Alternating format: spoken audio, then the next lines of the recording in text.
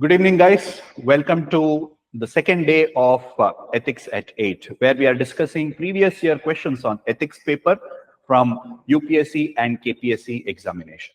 Okay, let's see today's question. So today's question is on corporate governance. This was asked in KAS 2021.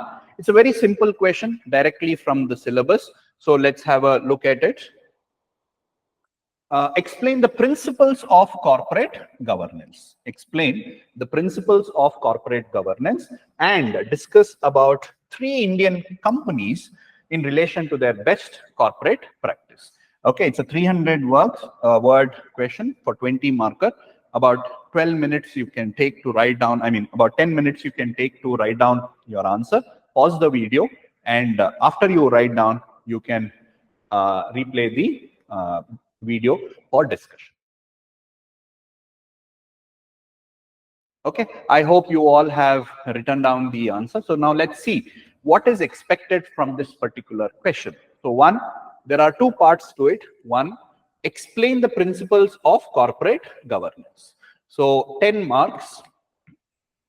Okay, this is a 20 marker. So 10 marks is will be given to explain the principles of corporate governance. So very simple. The structure will include the definition of corporate governance. What is corporate governance? So again, if you see the syllabus, corporate governance is directly asked in the, directly mentioned in the syllabus. So give a definition of what is corporate governance and the principles of corporate governance. While mentioning principles of corporate governance, you can quote some of the committees that has been set up internationally or in India on corporate governance and what they have talked about with respect to the principles of corporate governance. Either you can do that or you write a general answer as to what are the principles of corporate governance. And then the second part is talk about any 3 Indian companies who is trying to practice best corporate principle and these principles in their governance. Okay, so that's what is expected from your. So structure would include like this: definition of corporate governance, just about 2 to 3 lines. Okay, second, the principles. Okay, so principles about 150 words on the various principles of corporate governance. We'll just have a look at those things. And the next part, the second part is 3 examples of any Indian company who has good corporate governance. Anything that you are, don't mention the controversial one, something which is very universally accepted. See, every corporate house, they have good things that is happening. Some of them are controversial recently, so don't mention those things. Okay, so something which is universally accepted you can write, like Infosys, Tata, so something like that you can mention. All right, and then third one is the the conclusion part. So conclusion, how corporate governance or good corporate governance can be beneficial for the company and for the society. That can be your conclusion. So thus, a good corporate governance can help a company achieve its objectives, that is financial stability, profits, okay, brand value, etc. And it can also help the society through their corporate social responsibilities, etc., by promoting equality, gender sensitivity, awareness, and things like that. So that way, you write about how good corporate governance benefits both the company as well as the society. This will be the structure of your answer. Now, if you have to define what is corporate governance, very simple. A company whose systems, whose processes, whose governance mechanisms, whose values, whose ideologies, whose commitment adheres to the ethical values of the society or to moral values is called as is considered to have good corporate governance. So basically, it refers to the policy adopted, right? That is their objectives, their vision, etc. The processes that are involved, ensuring that the processes are transparent, accountable, promoting equality, etc. The framework of rules and practices by which a company is directed and controlled for the realization of its goals. So that's one definition. See, you could have had other definitions. If you are aware of it, you write down that. So it's not like only this is correct. So anything from any other committees, any other book, you can write. So it encompasses a set of principles, processes, practices that guide the management and control of corporation, ensuring accountability, transparency, fairness, integrity in their operation. So if you see the second definition itself will give you an idea as to what are the principles of corporate governance, right? Transparency is one principle, accountability, fairness, fairness meaning equality, etc., integrity in their operations. So make sure one good definitions you are aware. If you didn't know, you have to remember this and by heart it. All right. So what are the basic principles of corporate governance? Transparency. Okay. So that they are they processes they abide by the rules of the land, laws, policies of the government, the societal norms, etc.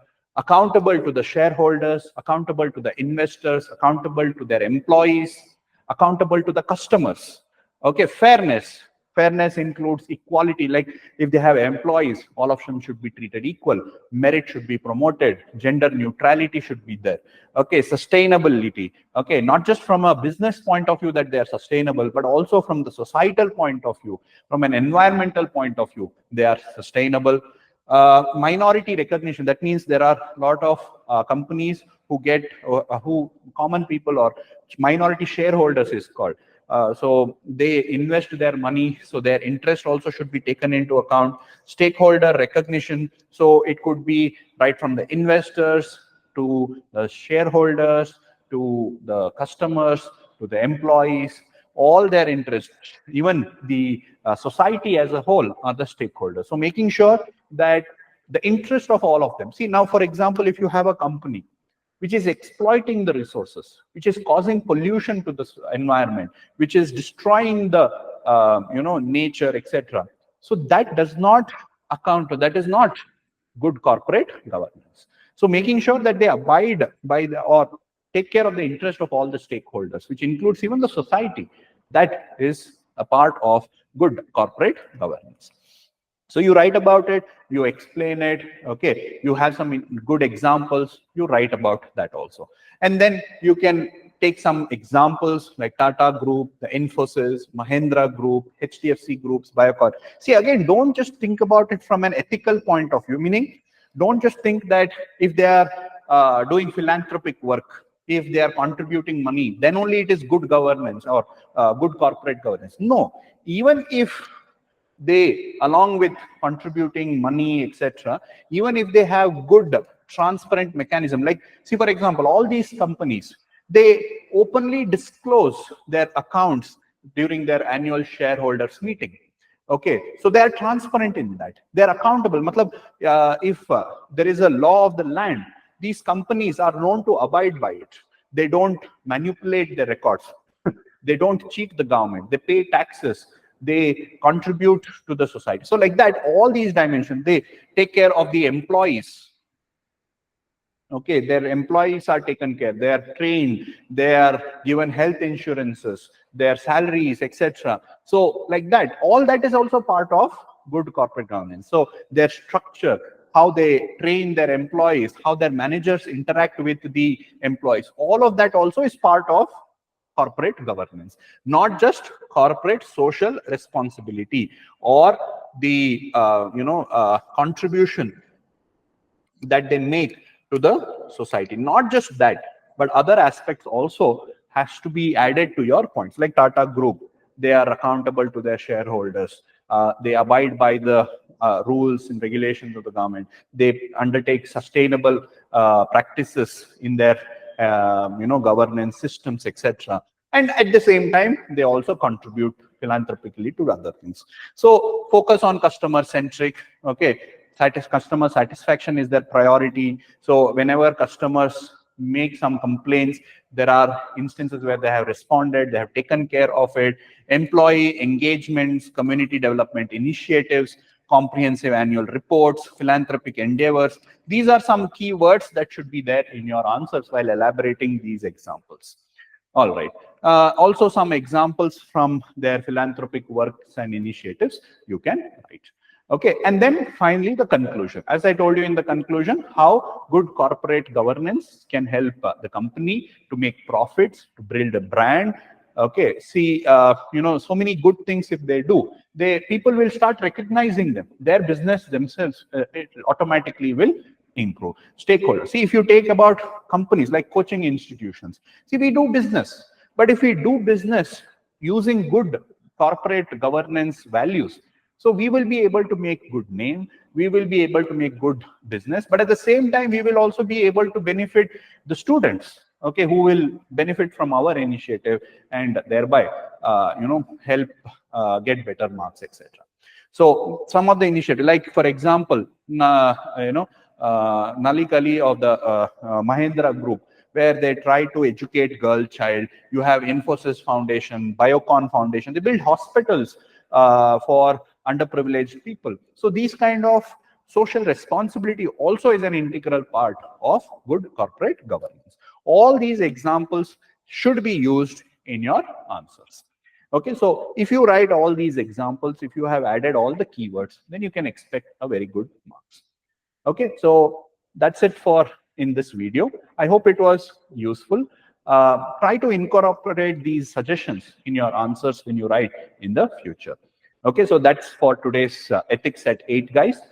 Tomorrow we will take up one more question and we will discuss it. I hope it is useful. If you like it, make sure you share this video, make sure you post some comments so that you can suggest how to improve this particular program. Okay, thank you guys. Have a good day.